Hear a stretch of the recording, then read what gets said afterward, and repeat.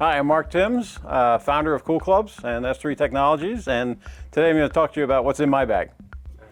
Okay, let's start with the driver, right? So it's a Paradigm driver, a little different. It's actually a black finish. They only made a few of these and stuff. I like it better than the blue. I have it set in the draw setting. That's one of the reasons I picked this driver. I have a tendency to leave it a little bit right, so I need something that's draw biased. Use a TPT shaft in it. This is an 18 low. This is a super light shaft for how stiff and how low a torque it is. It's only 52 grams and 2.6 torque. Actually, when it's tipped and everything, it's down to 2.4, so it's super low. Hit this thing really straight. So, kind of hard to give this up for next year's model, but we'll see. As far as a 3-wood, play a Titleist. This is a TSR2 Plus. It's kind of a bigger 3-wood. I don't have any problem getting it in the air. I don't have any speed, but I hit it plenty high enough. I'm just looking at a 3-wood as far as get something that goes as far as possible. So it's almost like a second driver. The shaft in this one, I used Speeder Platinum, which is another pretty strange shaft. It's a 5X. Again, it's pretty light. It's about 55 grams total. As far as we're getting into the hybrids, I actually carry 3 of them. I don't usually play with all 3. It's one of the things I like to drop in and out of the bag depending on the golf course. If there's a lot of short holes I might be using it off the tee, I carry a 2 hybrid. If I'm not using it off the tee much, I'll drop that and carry the 3 and 4 because they're easier to land on the greens. But I got 3 of these things, and this is the 3rd generation I've had. Again, like I said, I'm getting older. I lead the distance I can get, and titanium Paradigm's probably the longest hybrid out there. It's a little big and a little deep face, but like I said, I hit the ball pretty high. On the 16, I actually have it down 1 degree. So this is a 15 degree. The 18, I leave it as is. And then there's also a 21. So pretty good spacing on those. And like I said, I don't carry all 3 of them all the time. I kind of drop them in and out depending on the golf course. As far as irons go, actually playing the Adels right now, just playing around with them. I really actually kind of enjoy them. This is the SMS model. I play that 4, 5, and 6. And then there's a Pro model, which is a little bit smaller head, starting with the 7-iron and the 8-iron. My 7-iron is currently all messed up right now because it's got stuff over for gears. Kind of playing around with shaft testing.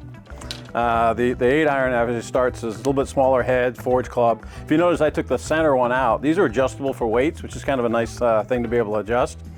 I want the weight a little bit more towards the toe because I hit it on the toe. I've actually taken the center one out because I play a 1/2 inch over, and in order to get the swing weights, they're still D5. But it's a longer shaft. And this actually happens to be a super low balance point shaft. This 85 gram, it's got a really low balance point, so it raises the swing weight a couple of points. So it was nice to be able to take these out to get the swing weight I wanted. Wedges, I played a Titleist Volkeys for a million years, and I still have this one in my bag. This is a 54-12, which is a D grind, which is a little higher bounce. I typically don't like a lot of bounce, but I do like some on this club because I use it as soft bunkers and leave it wide open. But I did do some grinding on here to lower it down. And then a little bit different in the shafts on these, I actually play 125 gram MMT in my wedges. You would think that'd be way too stiff, but it's actually a 7-iron shaft. I've always liked heavier wedge shafts, just because around feel in the greens and when you choke down and grip down, I like heavy. But I really like that shaft, and it's not a new trick. A million years ago, pros from 60s and 70s used to put 7-iron shafts in their wedges to have them feel a little softer, so nothing new there. And for my 60 degree, I've had this in the bag for a few years. It's just kind of interesting. Like I said, I always played Volkey wedges and more traditional. Before that was Cleveland's. But I got this in my bag about 5 years ago. But it's an interesting club, and I've actually done quite some crazy grinding on the bottom here. This is what we call a dual sole, kind of. So it actually has only about 3 degrees of bounce this way, vertically, when you look at it. But this bounce in here is actually more like 15 degrees. So essentially I can hit it off with hard pan and tight lies, but when it gets into the bunker and down into stuff, it doesn't dig in.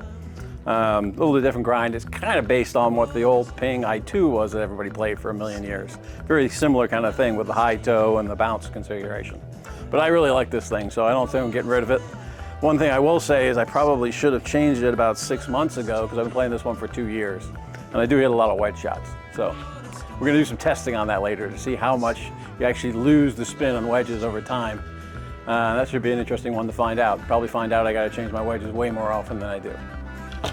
For the putters, I've definitely got a different putter here. This is a machine golf putter.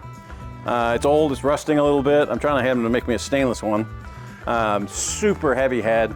It's about 550 grams, so very heavy. And what I did was, when they banned the anchoring law a couple of years ago, I actually played around with that, and it didn't feel stable up top to me. So the top part of this grip all the way down to here is solid tungsten. So it's another 500 grams in the butt end. So the overall weight is well over 1,500 grams. I will tell you, if I get anywhere close to a green, the caddy's handing me the putter. Now it might be 40 yards to the green. He's like, well, you can probably putt from there. So and nobody wants to carry this thing. It's also good for barbell lifting and stretching and all that kind of stuff. So it's a little different. Because of the thing we just did on the AI putters, have to try that, right? So I did actually build one.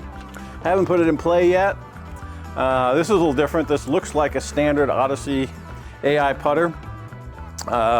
What we did is we took the sole plate off of this and mixed tungsten epoxy in the bottom. So actually this smaller putter head weighs the same as that great big one there. It's over 550 grams. The only thing I haven't done yet is put the back weight in, and to me it just feels a little unstable, this head being so light and this being super heavy right now. But I think it'll go in the bag once it does a little fine tuning. All right, we spec'd all these things out, and Jack's gonna put it up online to see exactly what the specs of all these clubs are. A little different, like I said. I'm really excited about what's coming out next year. We're starting to test the new drivers. Actually started about a week ago. Both TaylorMade, Callaway, a bunch of them look really interesting. So I'm excited to see what's new and what's next.